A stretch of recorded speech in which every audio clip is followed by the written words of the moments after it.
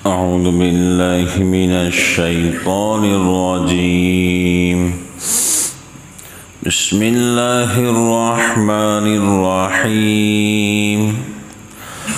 وإن كادوا ليفتنونك عن الذي أوحينا إليك لتفتري علينا غيره وإذا لاتخذوك خليلا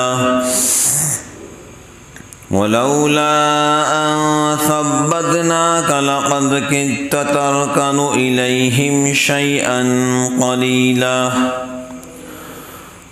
اور وہ لوگ تو چاہتے تھے کہ تجھ کو پچھلا دے اس چیز سے کہ جو وحی بھیجی ہم نے تیری طرف، تاکہ جھوٹ بنا لائے تو ہم پر وحی کے سوا، اور تب تو بنا لیتے تجھ کو دوست. اور اگر یہ نہ ہوتا کہ ہم نے تجھ کو سنبھالے رکھا تو لگ جاتا جھکنے ان کی طرف تھوڑا سا. اذا لأذقناك ضعف الحياة وضعف الممات ثم لا تجد لك علينا نصيرا. تب تو ضرور چکھاتے ہم تجھ کو دونا مزہ زندگی میں اور دونا مرنے میں، پھر نہ پاتا تو اپنے واسطے ہم پر مدد کرنے والا. وَإِن كَادُوا لَيَسْتَفِزُّونَكَ مِنَ الْأَرْضِ لِيُخْرِجُوكَ مِنْهَا وَإِذًا لَّا يَلْبَثُونَ خِلَافَكَ إِلَّا قَلِيلًا. اور وہ تو چاہتے تھے کہ گھبراوے تجھ کو اس زمین سے تاکہ نکال دے تجھ کو یہاں سے، اور اس وقت نہ ٹھہریں گے وہ بھی تیرے پیچھے مگر تھوڑا. سنت من قد ارسلنا قبلك من رسلنا ولا تجد لسنتنا تحویلا. دستور چلا آتا ہے ان رسولوں کا جو تجھ سے پہلے بھیجے ہم نے اپنے پیغمبر، اور نہ پائیں گا تو ہمارے دستور میں تفاوت. خلاصہ تفصیل. اور یہ کافر لوگ اپنی قوی تدبیروں کے ذریعے آپ کو اس چیز سے بچلانے اور ہٹانے میں لگے تھے جو ہم نے آپ پر بذریعہ وحی بھیجی، یعنی اس کوشش میں لگے تھے کہ آپ سے حکم خداوندی کے خلاف عمل کرا دیں، تاکہ آپ اس حکم الہی کے سوا ہماری طرف عملاً غلط بات کی نسبت کر دیں، کیونکہ نبی کا فعل خلاف شریعت نہیں ہوتا ہے. نبی کا فعل، نبی کا کام خلاف شرع نہیں ہوتا. اس لیے اگر نعوذ باللہ آپ سے کوئی عمل خلاف شرع ہو جاتا تو یہ لازم آتا کہ اس خلاف شرع عمل کو گویا اللہ کی طرف منسوب کر رہے ہیں، اور ایسی حالت میں آپ کو خالص دوست بنا لیتے. اور ان کی یہ شرارت ایسی سخت تھی کہ اگر ہم نے آپ کو ثابت قدم نہ بنایا ہوتا، یعنی معصوم نہ کیا ہوتا، تو آپ ان کی طرف کچھ جھکنے کے قریب جا پہنچتے.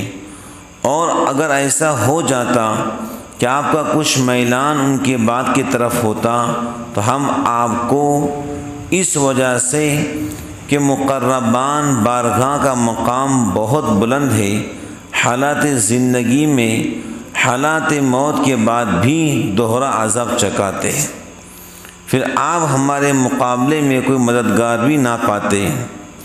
پھر آپ ہمارے مقابلے میں کوئی مددگار بھی نہ پاتے، مگر چونکہ آپ کو ہم نے معصوم اور ثابت قدم بنایا ہے، اس لیے ان کی طرف ذرا بھی میلان نہ ہو اور اس عذاب سے بچ گئے. اور یہ کافی لوگ اس سرزمین مکہ یا مدینہ سے آپ کے قدم ہی اکھاڑنے لگے تھے تاکہ آپ کو اس سے نکال دے.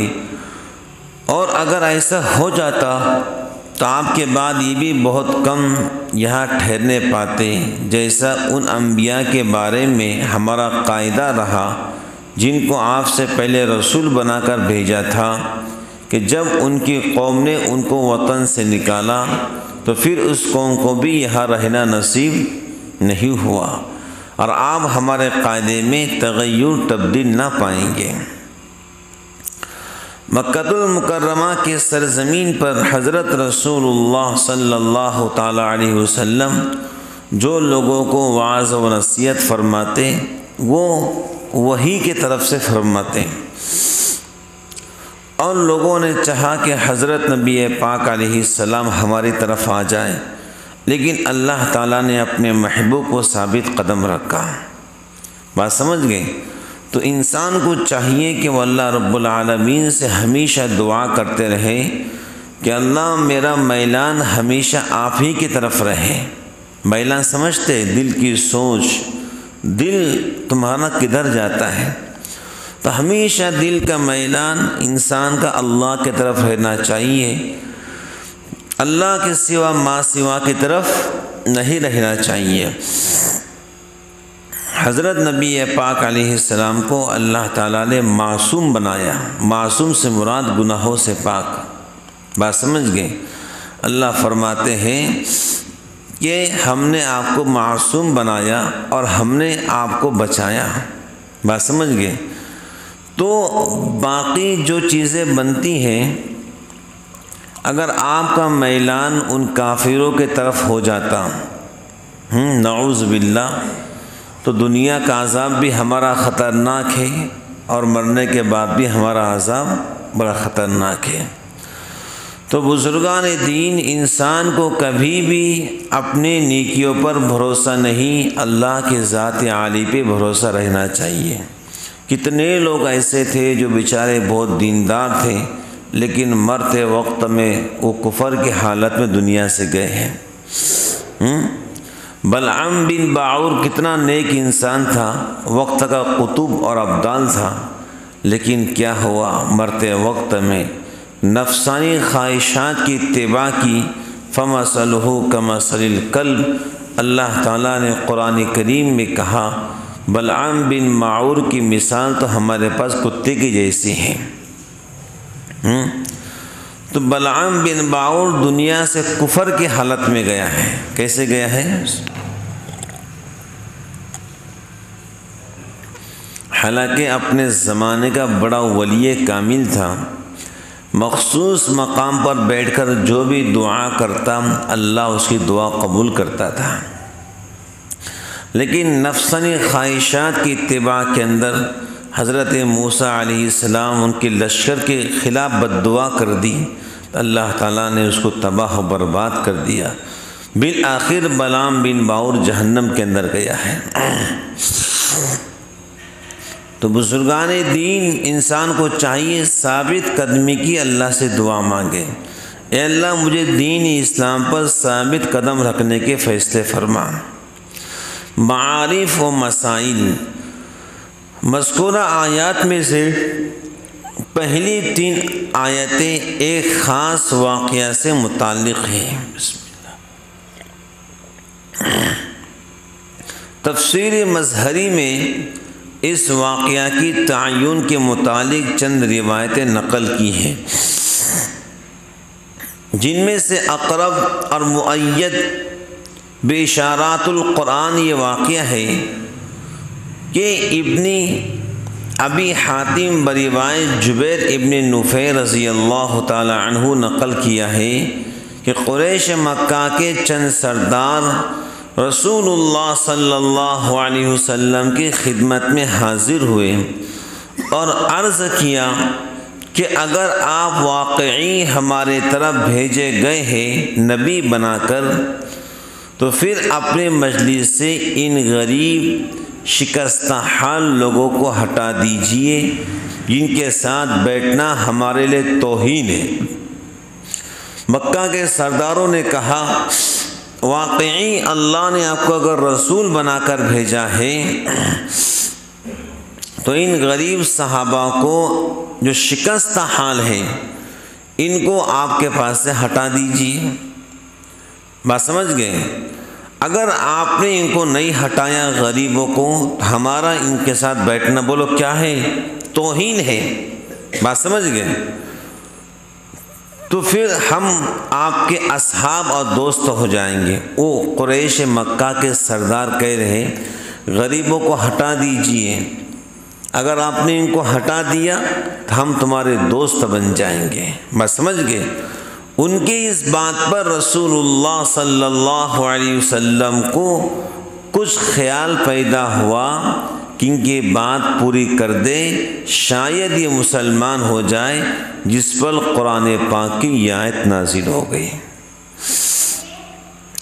اس آیت میں رسول اللہ صلی اللہ علیہ وسلم کو باخبر کر دیا گیا کہ ان کی بات فتنہ ہے۔ کیا ہے؟ ان کی بات کیا ہے؟ بولو، فتنہ۔ ان کی دوستی بھی فتنہ ہے، قریش مکہ کے سرداروں کی بات بھی فتنہ ہے، ان کی دوستی بھی کیا ہے؟ بولو، فتنہ ہے۔ آپ کو قریش مکہ کے سرداروں کی بات نہیں ماننا ہے۔ پھر ارشاد فرمایا کہ اگر آپ ہماری طرف سے آپ کی تربیت اور ثابت قدم رکھنے کا اہتمام نہ ہوتا تو کچھ بعید نہیں تھا کہ آپ ان کی بات کی طرف میلان کے تھوڑے سے قریب ہو جاتے۔ اللہ فرماتے ہیں کہ ان کی بات بھی فتنہ ہے، ان کی دوستی بھی کیا ہے؟ بولو، فتنہ ہے۔ اگر آپ کو ان کی بات نہیں ماننا چاہیے، پھر ارشاد فرمایا کہ اگر ہماری طرف سے آپ کی تربیت اور ثابت قدم رکھنے کا اہتمام نہ ہوتا تو کچھ بعید نہ تھا کہ آپ ان کی بات کی طرف میلان کے تھوڑے قریب ہو جاتے ہیں۔ تفسیر مظہری میں ہے، اس آیت سے بات واضح طور پر سمجھی جا سکتی ہے کہ کفار قریش کی لغویات کی طرف رسول اللہ صلی اللہ علیہ وسلم کے میلان کا تو کوئی احتمال ہی نہ تھا۔ ہاں، میلان کے قریب ہو جانے کا وہ بھی بہت قلیل، مگر اللہ تعالیٰ نے معصوم بنا کر اس سے بھی بچا لیا۔ غور کیا جائے تو یہ آیت انبیاء علیہ السلام کی اعلیٰ ترین پاکیزہ خلقت و طبیعت پر بڑی دلیل ہے کہ اگر پیغمبرانہ عصمت بھی نہ ہوتی تب بھی نبی کی فطرت ایسی تھی کہ کفار کی لغویات کی طرف میلان ہو جانا ان سے ممکن نہ تھا۔ ہاں، میلان کے کچھ قریب بقدر قلیل کا اہتمام تھا جو پیغمبرانہ عصمت نے ختم کر دیا۔ اذا لأذقناک ضعف الحیات و ضعف الممات، یعنی اگر بالفرض محال آپ ان کی غلط روش کی طرف میلان کے قریب ہو جاتے تو آپ کا عذاب دنیا میں بھی دوہرا ہوتا اور موت کے بعد بھی، بولو، قبر یا آخرت میں بھی دوہرا ہوتا، کیونکہ مقربان بارگاہ کی معمولی سے غلطی بھی بہت بڑی سمجھی جاتی ہے۔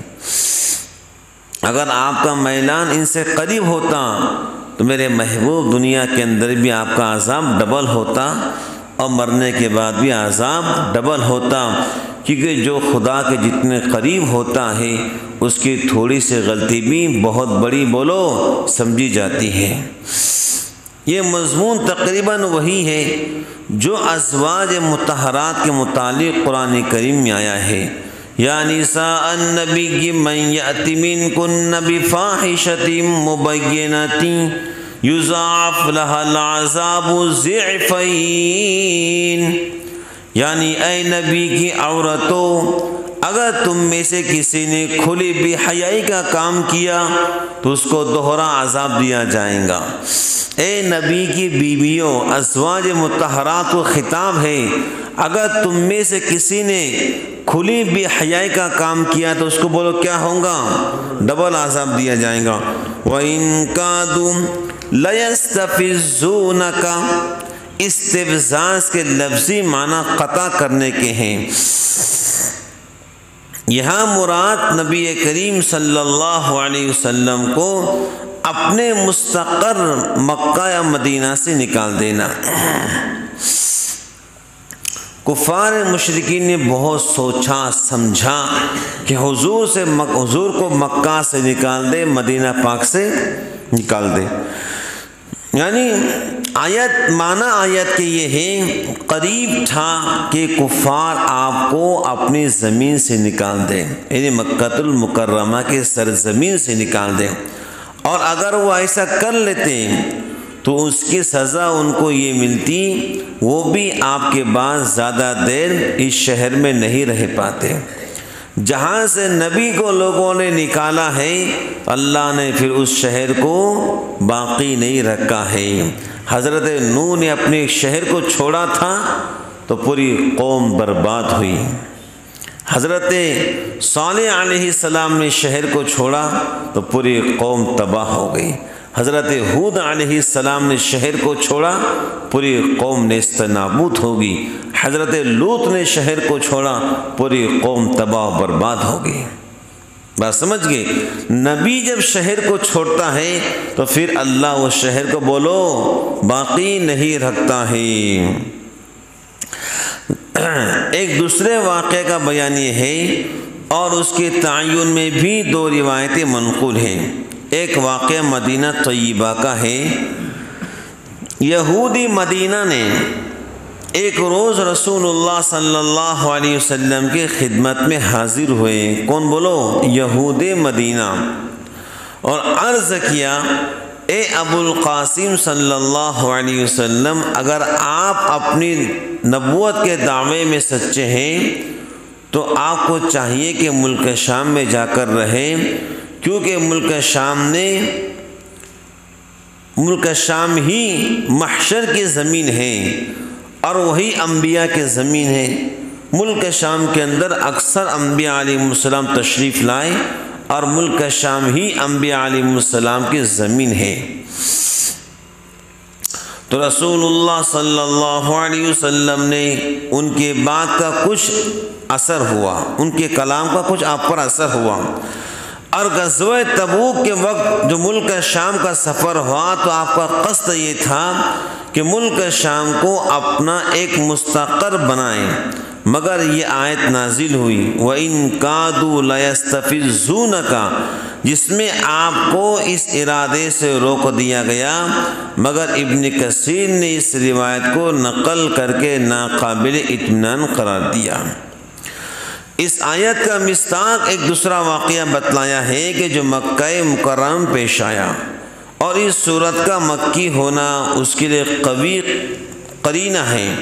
واقعہ یہ ہے کہ ایک مرتبہ کفار قریش نے رسول اللہ صلی اللہ علیہ وسلم کو مکہ مکرمہ سے نکالنے کا ارادہ کیا۔ اس پر اللہ تعالیٰ نے یہ آیت نازل فرمائی وَإِن كَادُوا لَيَسْتَفِزُّونَكَ۔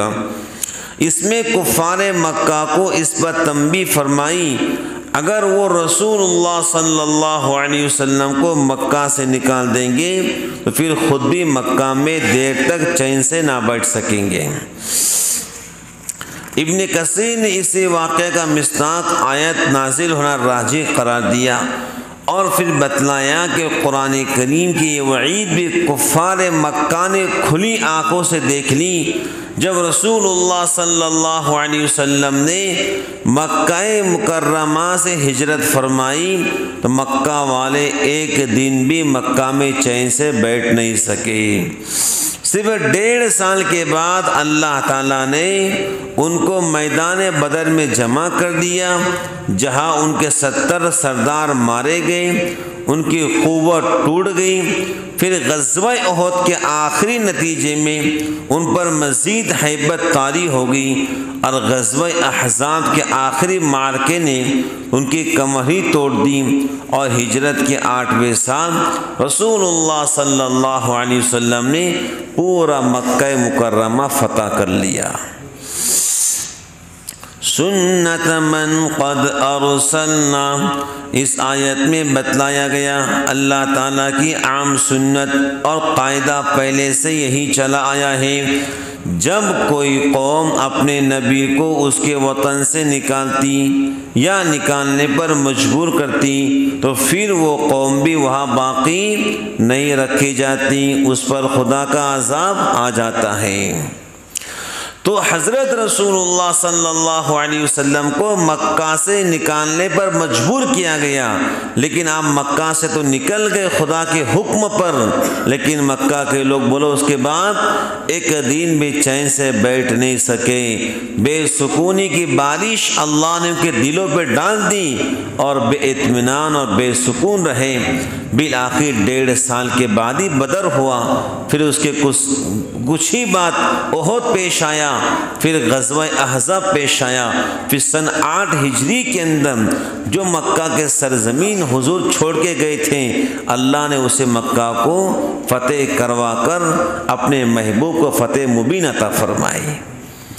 تو قرآن کریم کی یہ آیت بتلا رہی ہے جہاں کہ قوم نبی کو نکالتی ہے یا نبی مجبور ہو کر نکلتے ہیں تو پھر اللہ اس شہر کو باقی نہیں رکھتے ہیں، اس پر اپنا عذاب قہر نازل فرما کر اس شہر کو تباہ کر دیتے ہیں۔ جو کچھ کہا گیا اللہ عمل کی توفیق عطا فرمائے، آمین۔ وآخر دعوانا الحمدللہ رب العالمین۔